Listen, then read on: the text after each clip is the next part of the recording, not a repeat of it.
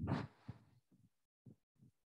आज की क्लास में जो हम एग्जाम्पल देख रहे हैं वह एग्जाम्पल है एक नंबर रीड करके उसका रिवर्स फाइंड आउट करना। एक नंबर रीड करना और उसका रिवर्स फाइंड आउट करना।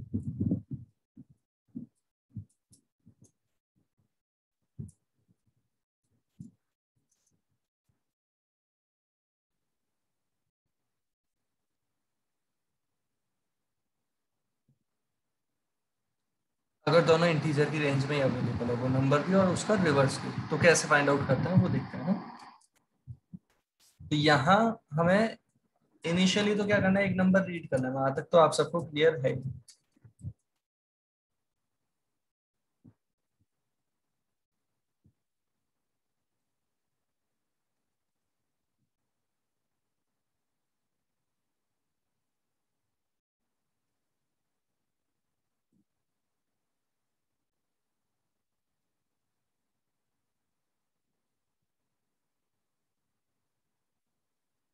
जैसे ये नंबर रीड कर लिया, हमें उसका रिवर्स फाइंड आउट करना है। और रिवर्स होता क्या है, कैसे फाइंड आउट कर रहे हैं, उसे समझते हैं एक बार डायग्राम फॉर्मेट में।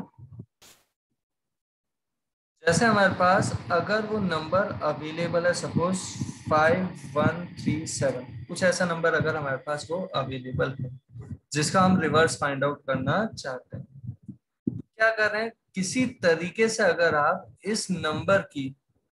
इस पर्टिकुलर नंबर की अगर डिजिट अलग अलग फाइंड आउट कर लें तो डिजिट को बस उल्टा अरेंज कर देना है। तो किसी भी नंबर की डिजिट फाइंड आउट करने का तरीका हम पहले भी डिस्कस कर चुके हैं, जब हम सम ऑफ डिजिट्स की बात कर चुके हैं या काउंट नंबर ऑफ डिजिट्स की बात कर चुके हैं। यहाँ पे अगर हम बात करें, ये अगर हमारे पास नंबर था 5137, तो इस नंबर से हम अगर वैल्यू फाइंड आउट करना चाहते हैं, कोई और वैल्यू, फॉर एग्जांपल यहाँ पे हम बात करते हैं इसकी डिजिट, सबसे लास्ट वाली डिजिट फाइंड आउट करने के तरीके की। तो किसी भी नंबर की सबसे लास्ट डिजिट फाइंड आउट करने का तरीका क्या होता है, उसमें रिमाइंडर 10 अप्लाई कर दो और इससे हमारे पास क्या आ जाएगा, वो डिजिट अवेलेबल हो जाएगी। जैसे हमने ये डी लिया, डिजिट फाइंड आउट करने की अप्रोच कुछ ऐसी हम ये प्रोवाइड कर रहे हैं। ये कैसे कैलकुलेट होके आ रहा है वो देखते हैं। तो नंबर 5137 था, उस पर जब हम अप्लाई करते हैं रिमाइंडर 10, तो हमारे पास डिजिट कौन सी आ जाती है अभी, तो 5137, ये जो नंबर था इस पर रिमाइंडर 10 तो आता है 7। आप सभी कैलकुलेट कर सकते हैं इसे मैथ वाले पॉइंट से कि मैथ में कैसे करते हैं ना। जैसे ये 7 आ जाए तो अभी तक का रिवर्स क्या कैलकुलेट होके आना चाहिए वो भी समझें। अभी तक का रिवर्स आ जाना चाहिए केवल 7। बहुत सिंपल सी बात है, जब 7 ही है, एक ही सिंगल डिजिट है, उसका रिवर्स तो बहुत सिंपल कि उसका रिवर्स होना चाहिए 7। बट अगर नेक्स्ट टाइम जैसे ये नंबर प्रोवाइड कर देता है नेक्स्ट डिजिट, तो उसके करस्पॉन्डिंग हमारे पास रिवर्स कैलकुलेट होके आना चाहिए। चलिए अभी तक की बात का थोड़ा बहुत आइडिया लगाओ, तो इसी को हम कंटिन्यू करते हैं आगे कि हम यहाँ पे क्या कर रहे हैं। जैसे ही इस नंबर पे ये ऑपरेशन हो जाए, तो इस n को किसी तरीके से हम करते हैं चेंज। n को किसी तरीके से चेंज करते हैं जिससे वो नंबर 5137 से अगर वो 513 हो जाए, अगर ये नंबर 517 से 513 हो जाए, तो सेम प्रोसीजर फॉलो करते हुए हम यहाँ पे 3 लेके आ सकते हैं, वही रिमाइंडर 10 अप्लाई करके। और ये रिवर्स कैलकुलेट करने का भी सोचेंगे कि ऐसा कुछ होना चाहिए कि 7 और 3 मिलके अब ये हो जाना चाहिए 73। और ये जैसे ही हो जाए उसके बाद हमें क्या करना है, कुछ ऐसा लॉजिक सोचना है जैसे 513 पे अप्लाई किया तो 51 बच जाए। और ये लॉजिक क्या है, ये ऑलरेडी हम एग्जांपल में पहले भी देख चुके हैं।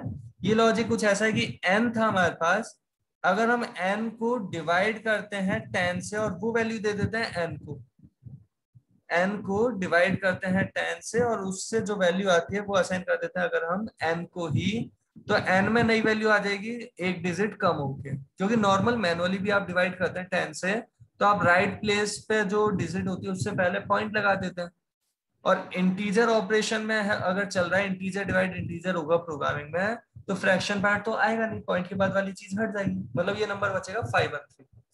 ये ऑलरेडी हम डिस्कस कर चुके हैं कि किसी भी नंबर पर रिमाइंडर 10 करते हैं तो उस नंबर की लास्ट डिजिट मिल जाती है, जैसे 5137 पे 7, 513 पे 3, और उस नंबर पे अगर डिवाइड 10 करते हैं तो उसकी लास्ट डिजिट हट जाती है। ये ऑलरेडी हम पहले भी डिस्कस कर चुके हैं, राइट। तो अभी जो हम यहाँ पे बात कर रहे हैं वो कुछ इस तरीके से हमने ऑपरेशन परफॉर्म किया कि 5137 पे 7 फाइंड आउट कर लिया, 513 होने पे 3 फाइंड आउट हो गया, और सिमिलरली जब हम करते हैं इसी का एक और डिवाइड बाय 10 वाला ऑपरेशन तो हमारे पास वैल्यू आ जाती है 51, और 51 पे सेम इम्प्लीमेंटेशन जब प्रोवाइड किया जाएगा तो हमारे पास लास्ट डिजिट आ जाएगी 1, और ये जब लास्ट डिजिट आ रही है अब ये रिवर्स क्या कैलकुलेट हो जाना चाहिए, ये सोचने की अभी भी जरूरत है ये कैलकुलेट हो कैसे रहा है। अगर 73 ऑलरेडी चल रहा है तो किसी तरीके से उसे कर दे 730 और उसमें कर दे +1 तो काम हो जाएगा। तो ये हमने कर दिया, इसे प्रोवाइड कर दिया 731, इस तरीके से हो जाए। सेम अप्रोच हम आगे करते हैं और 5173 पे जब फिर से एक और बार हम ये डिजिट हटाने वाला काम करते हैं, इस बार 51 से डिजिट हट जाएगी एक और, तो बचेगा ये नंबर केवल 5, और ये जब वैल्यू बची है n के अंदर केवल 5, इस पे अगर रिमाइंडर 10 अप्लाई करेंगे तो आएगा 5 रिमाइंडर 10 की वैल्यू आ जाएगी 5। और अब जब हम 5 के साथ यही ऑपरेशन कर रहे हैं कि 731 जो है उस पे एक एक्स्ट्रा 0 आ जाए, मतलब उसे कर दें मल्टीप्लाई 10 से प्लस कर दें 5, तो हमारे पास वैल्यू आ जाएगी ये 15, और जैसे इस तरीके से ये वैल्यू आ गई हमारे पास, अब हम आगे बढ़ते हुए इसी नंबर की जब एक और डिजिट कम करेंगे वही डिवाइड 10 करते हुए तो ये नंबर हो जाएगा हमारे पास 0, और जैसे ये नंबर 0 हो जाए तब हमें क्या करना है, तब हमें ये रिपीटेशन रोक देना है। इसके आगे ये रिपीटेशन हमें रिक्वायर्ड नहीं है, रिपीटेशन को हम यहीं पे ही रोक देंगे। तो ये इस तरीके का हम जो इम्प्लीमेंटेशन प्रोवाइड कर रहे हैं जहां पे हम क्या करते हैं 5137 पे रिमाइंडर 10 अप्लाई करके 7, 513 पे रिमाइंडर 10 अप्लाई करके 3, 51 पे रिमाइंडर 10 अप्लाई करके 1 एंड सो ऑन। इस तरीके से हम कर रहे हैं 5 पे रिमाइंडर 10 से 5, और हर एक डिजिट आने के बाद रिवर्स कैसे कैलकुलेट कर रहे हैं, तो जो हमारे पास पहले रिवर्स की वैल्यू चल रही है, जो भी वैल्यू हमारी इस रिवर्स के अंदर चल रही है उसे हम मल्टीप्लाई करते हैं 10 से, और उससे आ जाता है हमारे पास जैसे ये 70। समझने के लिए हम यहाँ पे अगर लिखते हैं कि वैल्यू क्या आ जाती है मल्टीप्लाई 10 करने पे 70, तो हम कर देते हैं इन दोनों वैल्यूज के बीच में एडिशन परफॉर्म। 3 + 70 होने पे हमारे पास वैल्यू क्या आ जाएगी 73। ये कैसे हुआ 7 का 70, ये हमने कर दिया इसे मल्टीप्लाई 10, रिवर्स की जो भी वैल्यू थी उससे अगर हम कर देते हैं मल्टीप्लाई 10 तो ये हमारे पास आ जाता है कुछ इस तरीके से, रिवर्स इक्वल रिवर्स मल्टीप्लाई 10, और फिर उसमें प्लस कर देते हैं ये डिजिट, तो हमारे पास ये नया रिवर्स कैलकुलेट होके आ रहा है। और अगर ऐसा ऑपरेशन चल रहा है हर बार यही चल रहा है 73 को मल्टीप्लाई किया 10 से तो 73 730 बन गया, और 730 + 1 731। सिमिलर अप्रोच इसके लिए भी की गई है। तो यही सेम अप्रोच स्टार्टिंग में भी की गई होगी कि रिवर्स की इनिशियली क्या वैल्यू है जिसे हम मल्टीप्लाई करते हैं 10 से और ऐड करते हैं 7 तो 7 आ जाए। क्या करना है, रिवर्स की इनिशियल वैल्यू जो भी चल रही है उसे मल्टीप्लाई करना है 10 से और प्लस करना है 7 में तो 7 आ जाए। तो क्या होनी चाहिए रिवर्स की इनिशियल वैल्यू जिसे हम 10 से मल्टीप्लाई कर रहे हैं, तो यहाँ पे क्या आ जाए, यहाँ पे वैल्यू आ जाए हमारे पास वो 0। ये होपफुली आप सबको पता चल रहा है ये 0 क्यों कह रहे हैं, क्योंकि ये अगर 0 होगा तभी तो इस प्लस होने पे रिजल्ट 7 आता। तो ये 0 हो जाए, क्या चीज 0 हो जाए, रिवर्स मल्टीप्लाई 10 से जो वैल्यू आती है।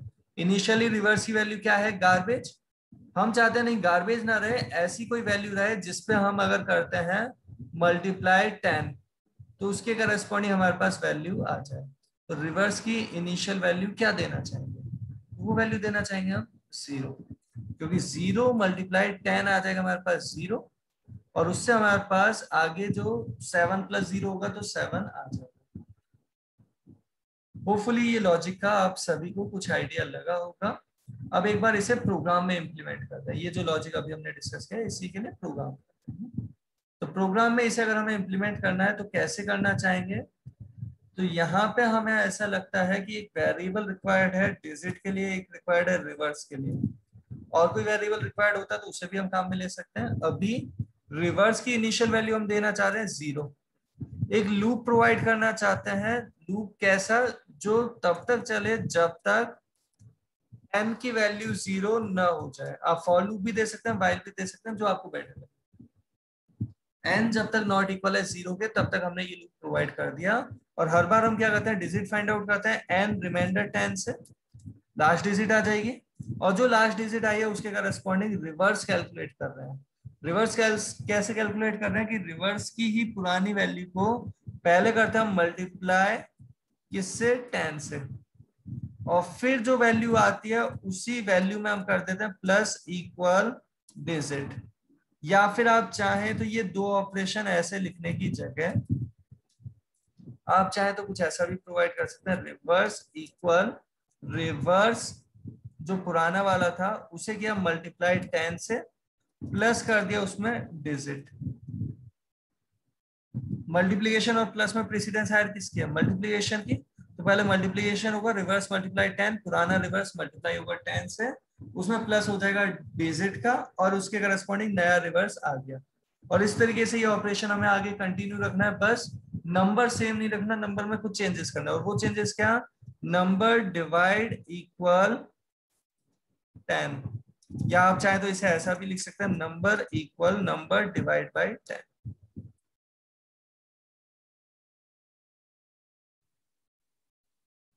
जैसा हमने ये प्रोवाइड कर दिया है, ये आपको पता चल रहा होगा। ये भी हमने जो बात की थी कि 7 था जैसे, तो 7 इंटू 10 रिवर्स में असाइन हो जाए तो 70 पहुंच जाए, और नेक्स्ट जो भी डिजिट थी वो डिजिट उसमें ऐड हो जाए। तो ऐसा प्रोवाइड कर सकते थे या इस तरीके से। फाइनली जो हमारे पास वैल्यू आई है रिवर्स की, यही हमारा रिजल्ट है। जैसे रिजल्ट इक्वल %d और प्रिंट करा रहे हैं हम रिवर्स की वैल्यू। कंपाइल करते हैं इस प्रोग्राम को एंड एक्जीक्यूट करके देखते हैं।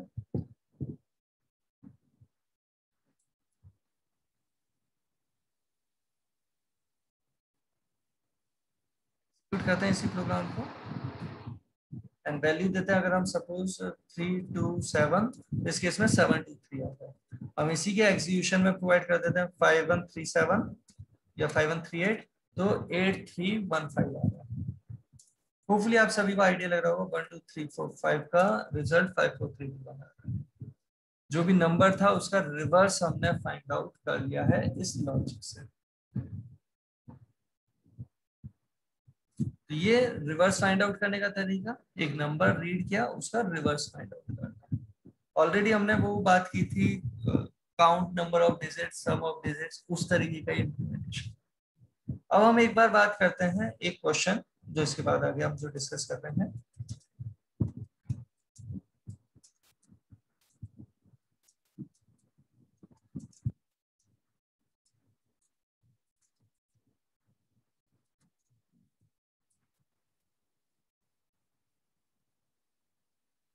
हम चेक करना चाहते हैं ये प्रोग्राम किस चीज का, कि एक नंबर रीड करना है और चेक करना है कि वो नंबर पैलिंड्रोम है या नहीं है।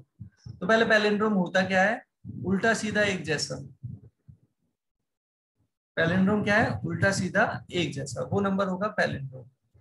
अगर हमें चेक करना है किसी नंबर को कि वो पैलिंड्रोम है या नहीं, तो उसका रिवर्स अगर उसी की वैल्यू के इक्वल आ जाए तो इसका मतलब वो पैलिंड्रोम है, अदरवाइज नहीं है। तो जैसे यहाँ पे हमारे पास ये नंबर था, नंबर का हमने रिवर्स फाइंड आउट किया। फाइनली अगर हम कंपैरिजन कर देते हैं ओरिजिनल नंबर का और रिवर्स का, और दोनों मिल जाते हैं इक्वल, तो वो पैलिंड्रोम है, अदरवाइज नहीं है। बस ध्यान रखने की चीज, ये नंबर पे ही अगर हमने सारे ऑपरेशन कर दिए इस n वाले वेरिएबल पे ही, तो फाइनली ये n की वैल्यू हो चुकी है हमारे पास 0। और n की वैल्यू 0 हो चुकी है तो इस 0 का रिवर्स से कंपैरिजन नहीं करना है। हमें इसका कंपैरिजन किससे करना है? ओरिजिनल वैल्यू से। तो एक काम करते हैं, हम n पे जो ऑपरेशन कर रहे हैं वो n पे ना करके किसी और पे कर देते हैं। वैल्यू कॉपी करा के उस पर ये ऑपरेशन परफॉर्म कर देते हैं, फिर आगे ये n काम में आ जाएगा। कैसे, उसे देखें। तो हम यहाँ पे जो बात कर रहे हैं पैलिंड्रोम चेक करने के लिए, रिवर्स फाइंड आउट करने का लॉजिक हमारा वैसे ही वैसा रहने वाला है, बस एक छोटा सा चेंज कर रहे हैं। वो क्या, जो काम हम n पे कर रहे थे उसकी जगह हम एक ओल्ड वैल्यू हमने कंसीडर कर ली, सपोज m, n की पुरानी वैल्यू m, n जब रीड किया तो उसी को कॉपी कर दिया हमने m में। ध्यान रखने की चीज, यही मत लिख देना m इक्वल n, जब तक n रीड नहीं किया तब तक n में गार्बेज है, और गार्बेज को m के अंदर कॉपी नहीं करना। कब कॉपी करना है, जब n की वैल्यू यूजर से रीड कर लो उसके बाद। तो n की वैल्यू जब यूजर से रीड कर ली उसके बाद उसे m में कॉपी कर दिया। ये सारे ऑपरेशन हमने कर दिए, जैसे m पे जो भी हमें यहाँ ऑपरेशंस परफॉर्म करने थे वो सारे हमने किस पे कर दिए, m पे। कमेंट में भी चाहो तो चेंज कर देते हैं, अदरवाइज कमेंट तो परफॉर्म होना नहीं है, बट हाँ चेंजेस कर दिया ऐसे। तो n नहीं, हमने m पे चेंजेस कर दिया। m क्या था, n की ही कॉपी, और m फाइनली हो जाएगा 0, क्योंकि लूप कब तक चल रहा है, जब तक 0 नहीं होता, और लूप से बाहर आने तक m हो जाएगा 0। फाइनली हमें क्या करना है, चेक करना है पैलिंड्रोम है या नहीं है। तो कैसे चेक कर रहे हैं, तो m 0 हो गया लेकिन उसकी कॉपी ओरिजिनल जो वैल्यू थी वो तो n के अंदर चल रही है, हमने कंपैरिजन कर लिया, अगर n इक्वल है रिवर्स के तब तो वो पैलिंड्रोम है, अदरवाइज कह देंगे पैलिंड्रोम नहीं है।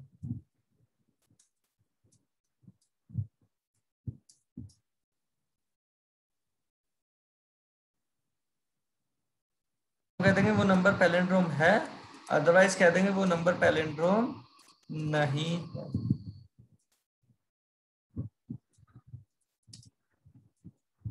तो वही नंबर था, उसका रिवर्स फाइंड आउट किया, बस रिवर्स फाइंड आउट करने में n को चेंज नहीं किया, n की कॉपी थी m, उसमें ये चेंजेस करते गए। जब रिवर्स फाइंड आउट हो गया तो ओरिजिनल n से कंपैरिजन कर लिया, अगर दोनों इक्वल निकले, नंबर और उसका रिवर्स दोनों इक्वल है, तो इसका मतलब वो पैलिंड्रोम है। इस प्रोग्राम को हम कर रहे हैं कंपाइल,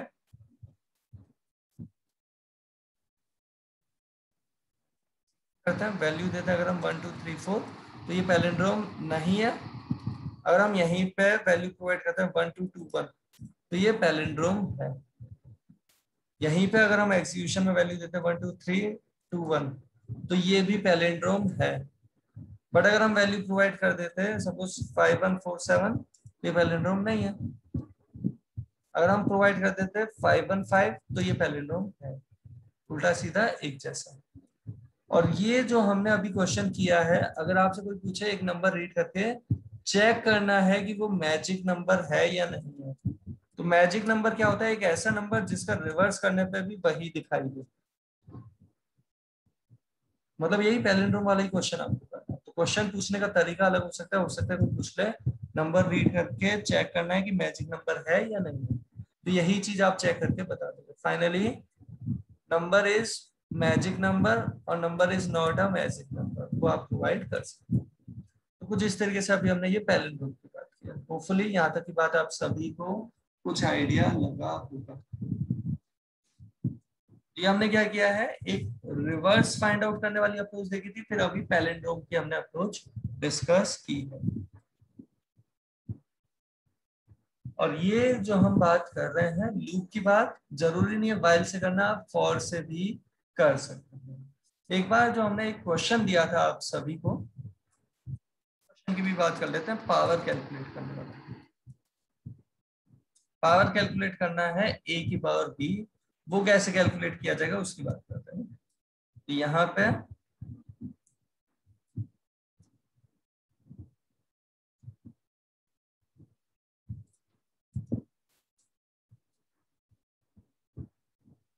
अगर हम a की पावर b कैलकुलेट करना चाहते हैं, तो हमने a और b लिए, बाकी जो वेरिएबल रिक्वायर्ड है वो तो ले ही सकते हैं। हमने एक लॉन्ग इंटीजर वेरिएबल और ले लिया, चाहे लॉन्ग इंट पूरा लिख के ले, चाहे नॉर्मल लॉन्ग लिख के भी ले सकते हैं आप इसी चीज को। लॉन्ग लिखा तो भी वो लॉन्ग इंट कंसीडर होगा।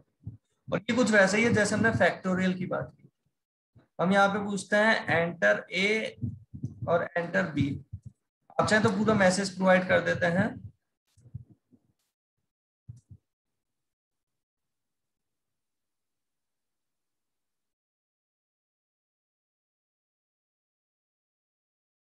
ऐसा कुछ हमने दे दिया, कि जिस पे पावर अप्लाई होगी वो हमने रीड कर लिया।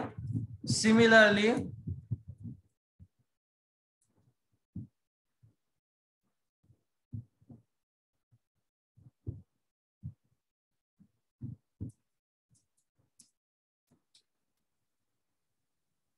हमने रीड कर लिया ये बी को, जिस पे पावर अप्लाई होनी है और जो पावर अप्लाई होनी है वो दोनों डेटा हमने यूजर से पूछ लिया। और ये दोनों डेटा अगर यूजर ने दिए हैं suppose 7 and 4, for example data अगर यूजर ने दिए 7 and 4 तो कैसे कैलकुलेट करेंगे उसे पहले एक बार समझते हैं डायग्राम फॉर्मेट में, फिर आगे डिस्कस करते हैं।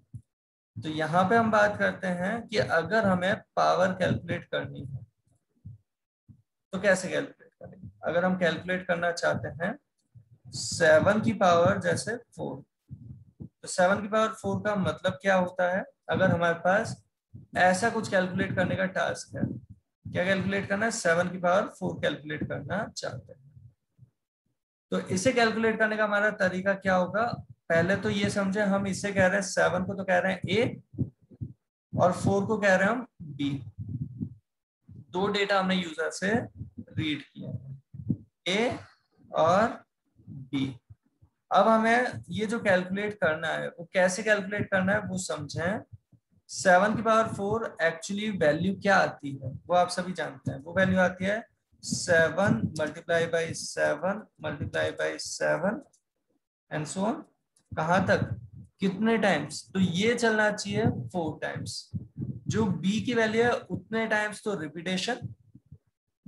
यहाँ पे आप सभी को ये आइडिया लग रहा होगा जो अभी हम कह रहे हैं कि कितने टाइम्स ये रिपीटेशन हो रहे हैं, बी टाइम्स रिपीटेशन। और ये वैल्यू कौन सी चल रही है जो बार बार आप मल्टीप्लाई कर रहे हो, ये वैल्यू चल रही है ए की वैल्यू।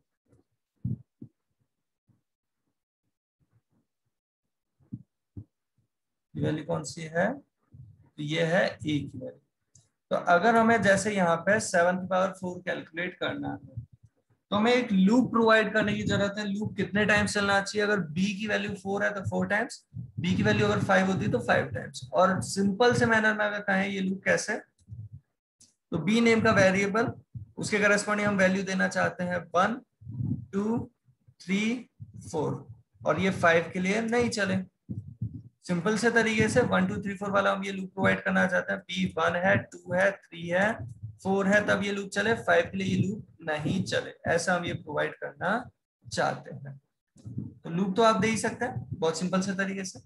अब यहाँ पे हमें कैलकुलेट क्या करना है, तो जब ये लूप पहली बार चले तब कैलकुलेट होके आना चाहिए 7, जब दूसरी बार चले तब कैलकुलेट होके आना चाहिए 7 मल्टीप्लाई बाई 7, जब तीसरी बार चले तब ये हो जाना चाहिए 7 मल्टीप्लाई बाई 7 का मल्टीप्लीकेशन 7 से कर दिया।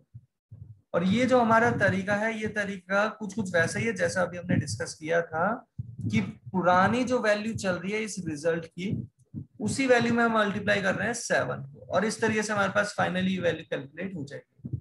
ये कैसे हो रहा है हर बार परफॉर्म उसे समझें। जो इनिशियल वैल्यू है यहाँ पे हमारे पास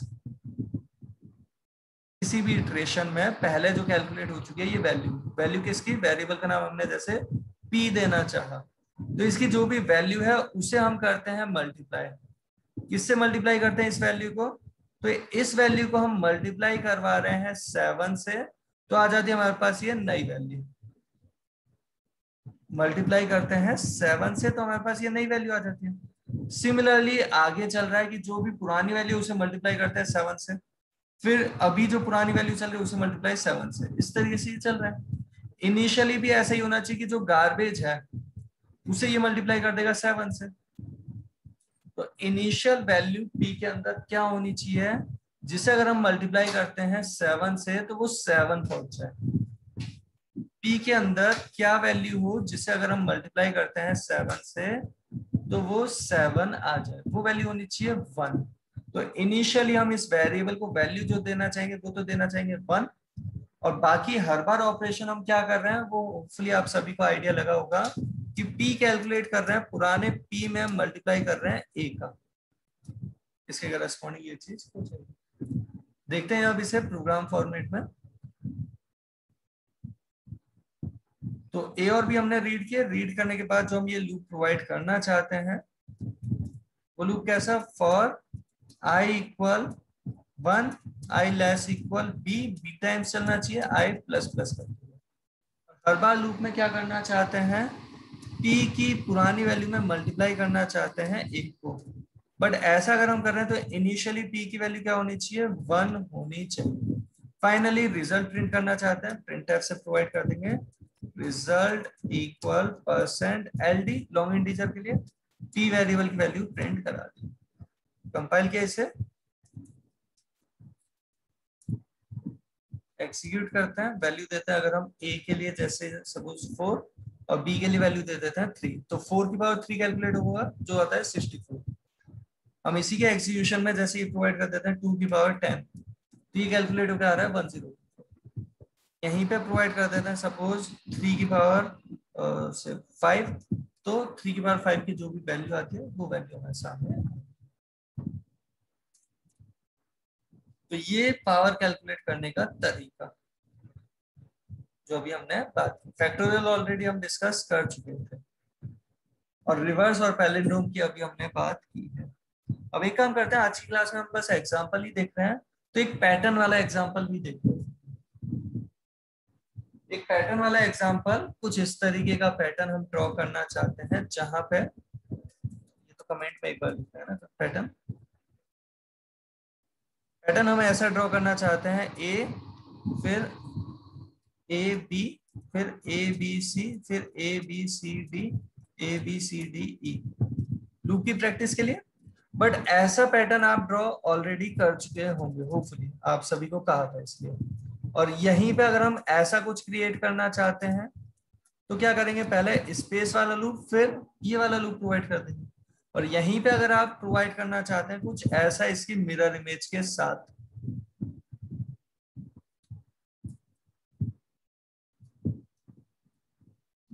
और सिमिलरली इसकी भी मिरर इमेज, तो हम कैसे प्रोवाइड कर सकते हैं उसे जल्दी से देख लेते हैं, क्योंकि लॉजिक तो हम पहले 1 2 3 वाली अप्रोच में इस पर्टिकुलर प्रोग्राम का ऑलरेडी डिस्कस कर चुके हैं।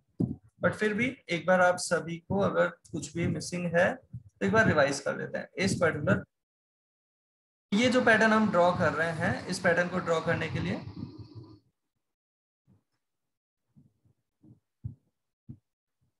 वेरिएबल तो जितने भी हमें रिक्वायर्ड होंगे वो सब डिक्लेयर कर देंगे। जैसे हमने n पूछा, i j वेरिएबल हमने ले लिया और लूप प्रोवाइड करना चाहेंगे। अब यहाँ पे जो हम वैल्यू रीड करने का टास्क कर रहे हैं वो तो सेम है ही, एंटर वैल्यू, और वैल्यू यूजर से पूछ ली स्कैनफ की हेल्प से।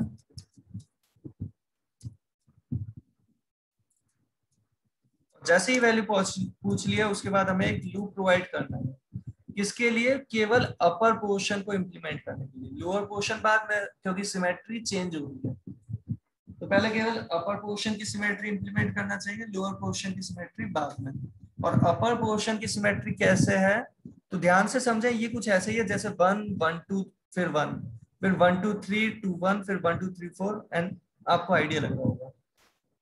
इस पर्टिकुलर पैटर्न के लिए हमने दे दिया i 1 से लेके i less equal n i plus plus कर दिया।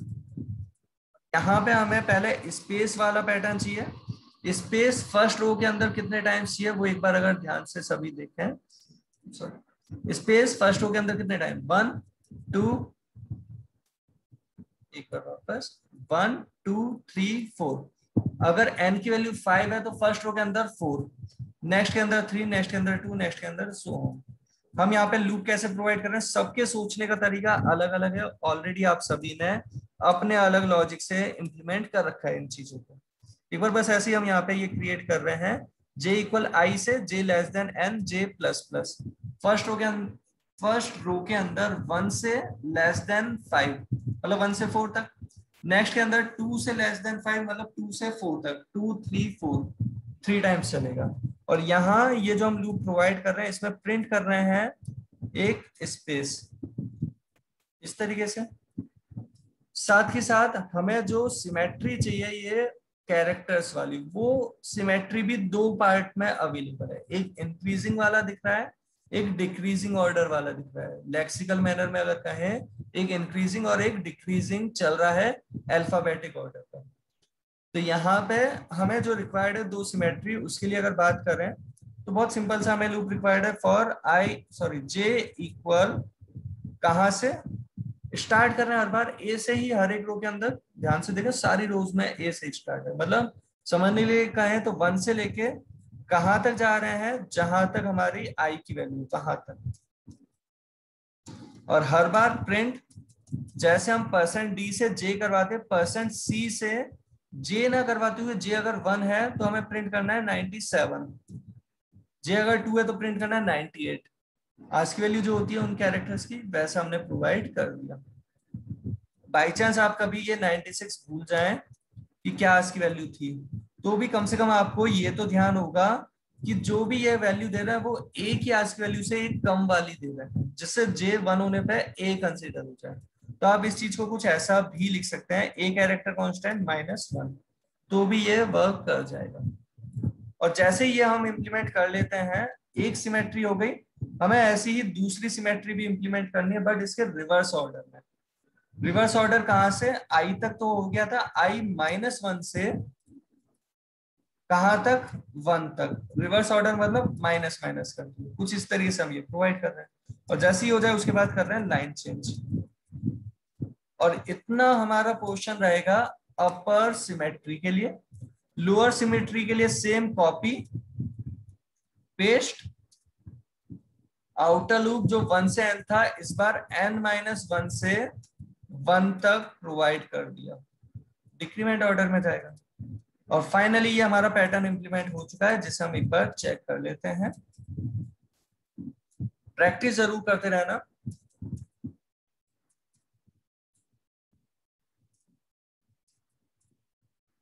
कंपाइल किया, एग्जीक्यूट किया, वैल्यू अगर हमने दिया जैसे 5, तो पैटर्न कुछ इस तरीके का आ रहा है। इसी के एग्जीक्यूशन में अगर हम दे देते हैं सपोज 9, तो पैटर्न कुछ इस तरीके का आता है। होपफुली आप सभी को इस पैटर्न का कुछ आइडिया लगा होगा। और यहाँ स्टार्टिंग में स्पेस चाहिए था, कई बार ऐसा भी होता है स्पेस बीच में चाहिए होता है, तो उसके करस्पॉन्डिंग हम ऑलरेडी डिस्कस कर चुके हैं।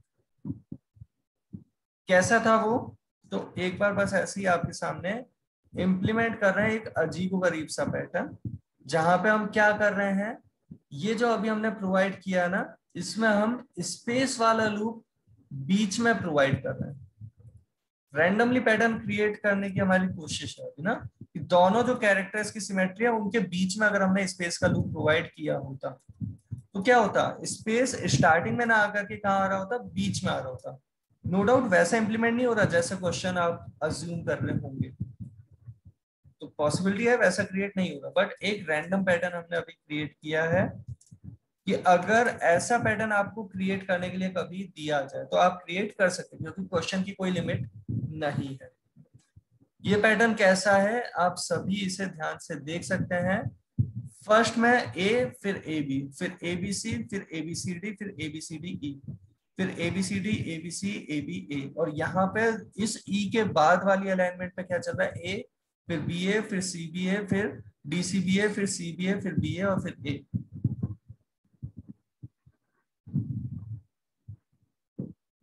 और एक बार बस ऐसे ही नेस्टेड का नेस्टेड वाली अप्रोच, नेस्टेड वाली अप्रोच की हम यहाँ पे बात कर रहे हैं। नेस्टेड का क्या मतलब है कि जो हमारा आउटर लूप चल रहा है उसका भी इनर लूप का भी इनर लूप, वो वाली अप्रोच की अगर हम बात करते हैं तो कैसे कर सकते हैं, वो एक बार देखते हैं ना। तो ये जो अभी हमने प्रोवाइड कर रखा था, इसमें बस ऐसी एक और रैंडम पैटर्न हम क्रिएट कर रहे हैं।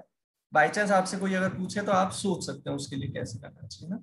तो यहाँ पे हम बात कर रहे हैं कुछ ऐसी, जैसे हमने फॉर एक वेरिएबल दिया होता है, सपोज के वेरिएबल, और उसके एल्स हम ये रिपीटेशन कुछ कर रहे हैं जिसके अंदर ये पूरा हमने प्रोवाइड किया होता।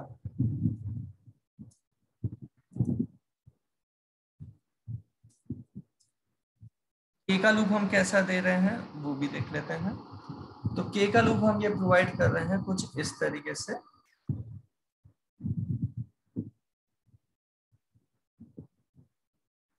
जहां पे हमने के दिया है, सपोज आई से लेके के ग्रेटर इक्वल 1 के, यहाँ ये जो हम लूप प्रोवाइड कर रहे हैं ये रैंडमली कुछ क्रिएट कर रहे हैं ना, ऐसे हमने यहाँ पे ये प्रोवाइड करना चाहा, सपोज ये वैल्यू दे दी हमने 1 की जगह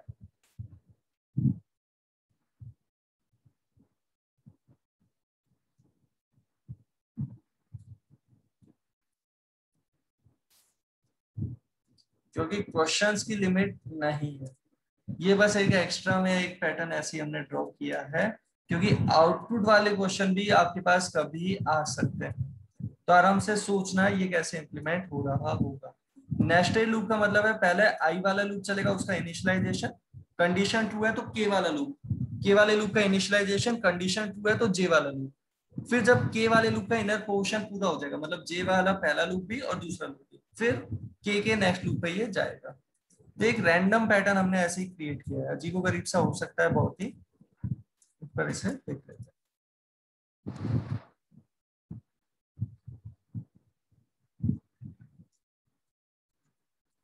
क्या के variable declare compile and execute, value दिया 5, तो कुछ ऐसा है। चलिए फिर आज के लिए इतना ही करते हैं, बाकी बात करेंगे नेक्स्ट क्लास में। आपको किसी को भी कुछ भी डाउट हो तो पूछ सकते हैं। आज के लिए